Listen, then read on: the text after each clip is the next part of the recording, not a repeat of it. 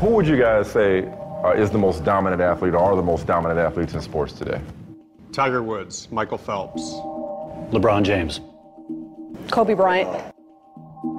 Usain Bolt. But I got a guy who's not a household name, but he is as dominant, if not more dominant, than any athlete in any sport. He's been breaking records, breaking barriers, and making history since he was a little boy. I know who you're talking about. My son has his poster on the wall. All right. I mean, with that generation, so he is a household counts. name in Tyler Ferry's house. That's right. Okay. James Bubba Stewart, right? Yeah, that's it. Yeah. This is a guy who makes his living on the dirt. He's the fastest man on two wheels.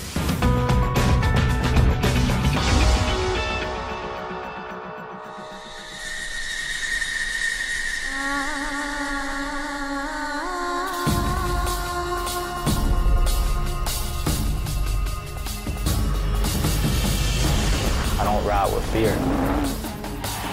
Nobody can go around that track faster than I can. James Stewart is showing no signs of letting up. I want to win.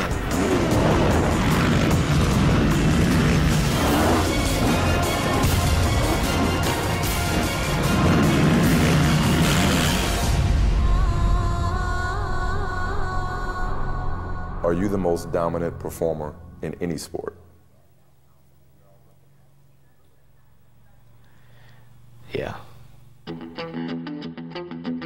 the 85-year history of motocross, no one has ever seen anything like James Stewart. James Stewart seems to be from another world. James Stewart is the fastest supercross rider on the planet.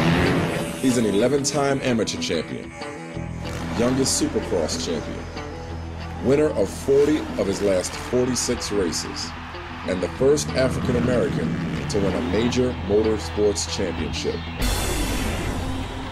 The 23-year-old Stewart is often compared to another dominant, groundbreaking athlete. And just like Tiger Woods, the driving force behind Stewart's success is his father. My dad used to race when I was younger, so he didn't put a basketball in front of me. He put a motorcycle. The day that James came home from the hospital, before I ever took him in the house, I crunk up my KX250 and I give him a ride on the bike.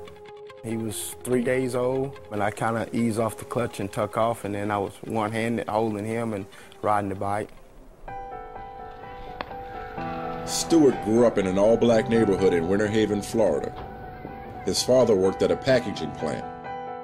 His mother at a fast food restaurant. Stewart's parents bought him his first motorbike when he was 4 for Christmas. Father and son would often race at the all-white motocross track a few towns over. He would come home from school and he would get on that bike and he would ride it and he'd ride it to dark. I would have to make him get off of it. I said, why are you riding so much? I gotta beat those guys. I gotta practice. And that's what he did. To support his son's passion, Stewart's father would work 70 hours a week on the graveyard shift, so he and his son could ride in the afternoon. To help pay for used racing gear, track fees, and fuel, James Sr. resorted to collecting bottles and cans for extra money.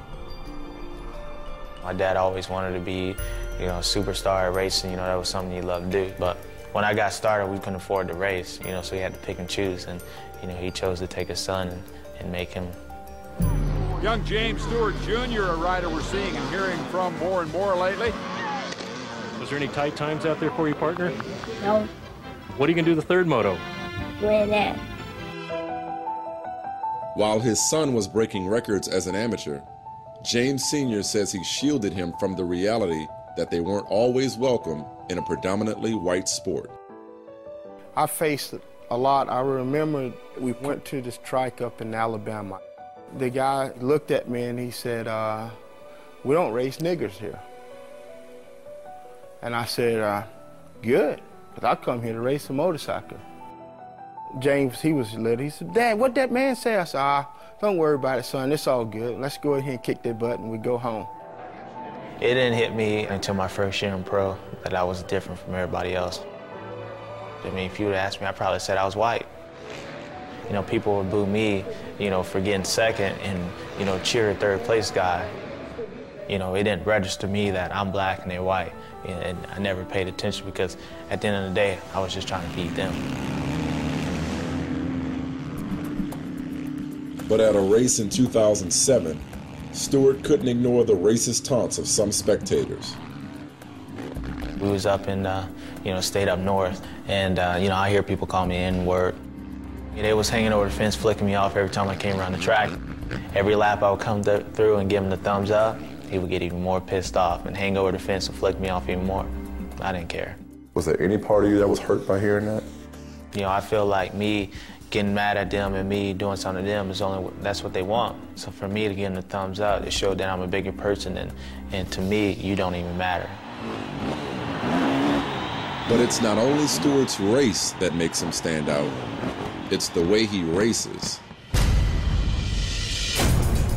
I get scared every time I race. I get on the gate, I freak out. I'm scared. I hate doing this. I don't want to do this. Every time we start a motorcycle, I say again, this is what I love to do. This is why I come here. This is why I train, because I love to have this feeling, that scared feeling of not knowing what's going to happen. I guess in a sense, I'm so afraid of losing that I scare myself to win. He is shot out of that starting gate like a bolt out of a gun. Well, it looks like James Stewart has blown everyone away here. Triple, triple, triple. How good is this guy?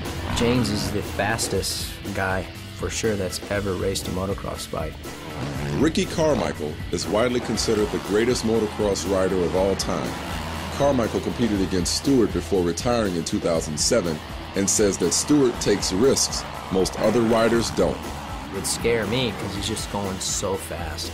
There's so many races he could have won just by backing it off, but I don't think he cares. I'm just willing to push it to the edge. I said it before and I said it again, I'll die trying to win. Stewart's aggressive style has led either to dominating victories or spectacular falls. Almost 99% of the time Stewart races, he wins or crashes. An all-out approach that has sent Stewart to the hospital with 7 concussions and a broken arm, leg, collarbone, and wrist. Oh! James Stewart has just launched off his bike. This is an absolute disaster. Every time I get hurt, I'm like, man, I don't want to do this anymore, but I still come back.